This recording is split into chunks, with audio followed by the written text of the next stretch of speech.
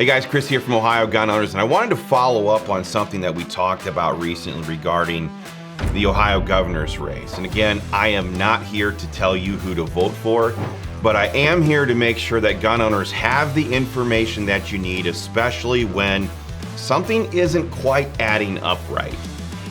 Because as gun owners know, races like this matter a whole lot to our Second Amendment freedoms. And since my last video on this topic, a couple of things have happened. First, there was a public announcement with Buckeye Firearms Association promoting an event with Vivek Ramaswamy. And shortly after that, we saw the NRA Political Fund roll out their endorsement in this race. Now, on the surface of it, some people will look at that and say, well, that settles it. But I want to slow down here for just a moment, because if you've been involved, if you've been around Ohio gun politics for any length of time, you know that endorsements by themselves don't tell the whole story. Buckeye Firearms Association, for example, has endorsed a lot of Republicans over the years.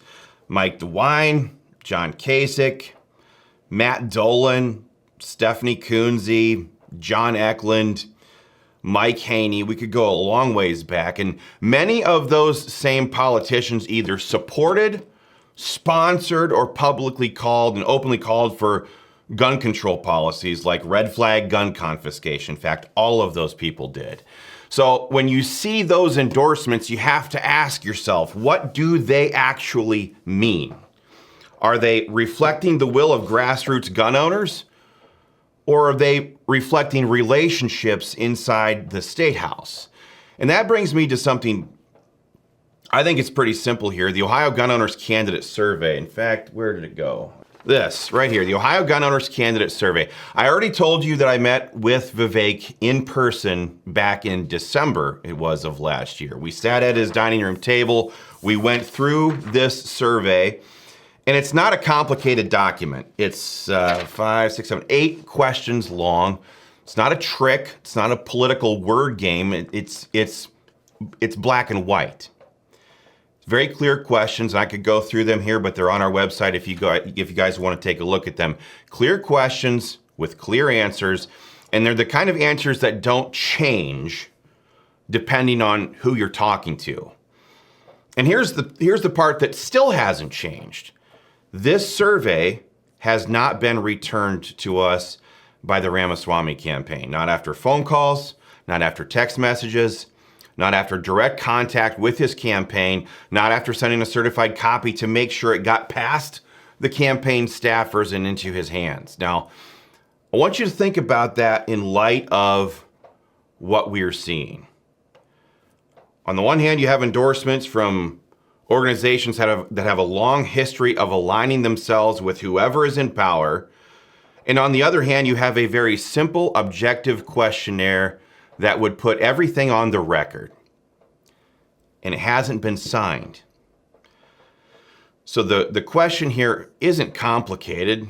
It's just uncomfortable. What is going on here? Because when a candidate is willing to stand on their record, this is the easy part. Signing your name on what you believe should not be difficult. It's not difficult for the vast majority of regular Ohio gun owners.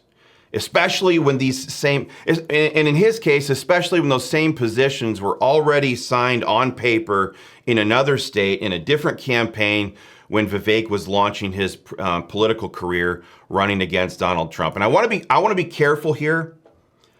A lot of good people support Vivek. A lot of that support comes from trust, from national politics, from endorsements that they respect. And I totally understand that. But Ohio is Ohio.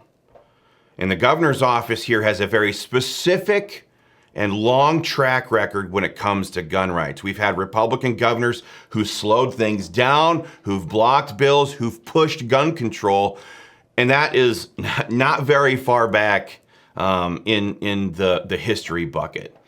So when we ask for answers, we're not doing it to create division.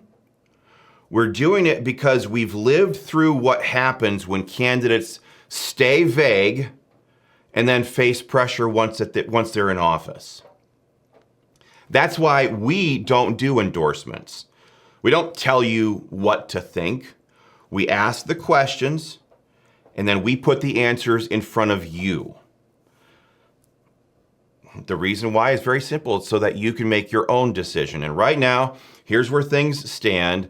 One candidate has signed the survey completely, without hesitation. There's his signature. And another candidate has not, despite repeated opportunities.